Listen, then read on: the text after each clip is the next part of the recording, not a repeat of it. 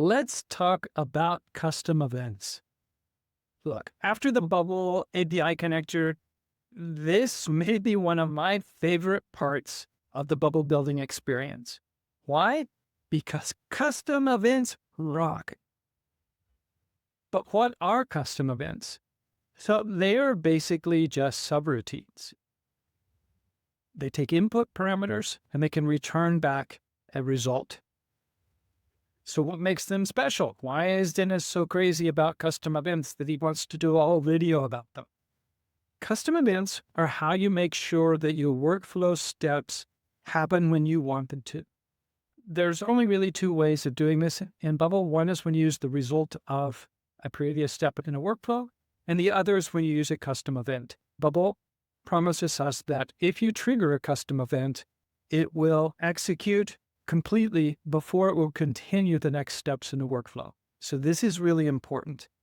Also, this allows you to create steps that you will know will happen consecutively instead of running in parallel, because we know that Bubble loves to run things in parallel. But wait, there's more. I just really wanted to say that way. Custom events are awesome for creating routines that you can reutilize throughout your application, so you don't repeat them. Instead of repeating the same workflows over and over again, you create a custom event, and then when you need to change them, you only have to change it once. So imagine you have a desktop menu and you have a mobile menu. You click on this text link and it goes to this page. And you could do the same on another one, but then you would have the action done twice. Whereas if you do it the other way, both can call the same custom event. And then if you need to make a change, you just change it in one place. So that is one of the real reasons why custom events are really cool. But wait, there's even more. Now that custom events can return values, you can use them to create temporary variables that you can use throughout your workflow.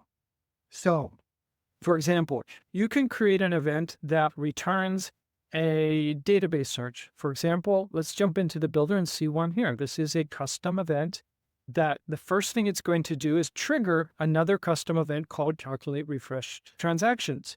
And all this does, if I go into this, is it returns two searches.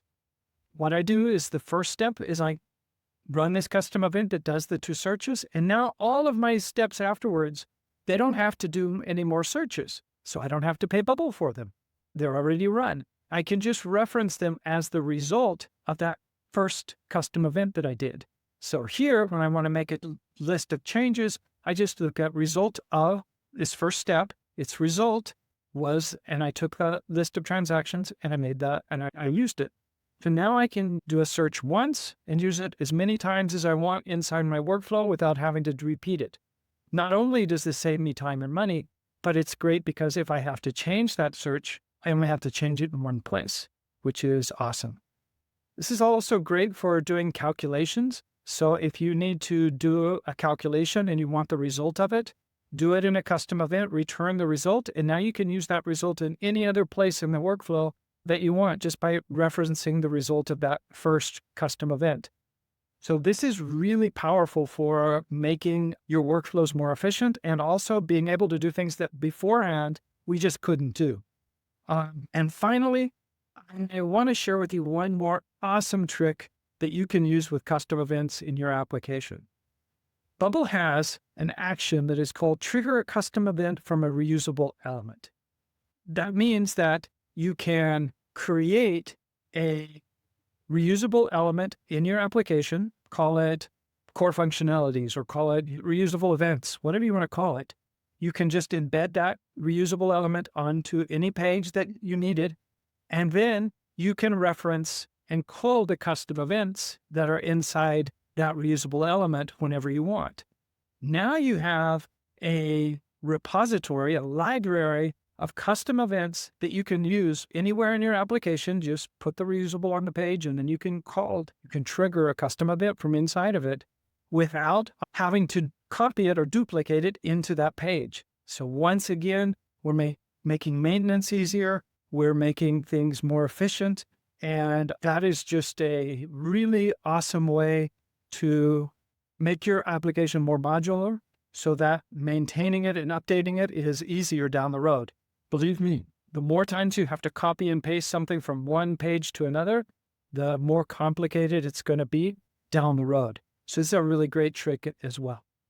Hopefully by now you understand why custom events are so awesome and put them to use in your Bubble application. If you have any questions about custom events, send them my way. Go to ratio.dev and send us a message or put a comment down below.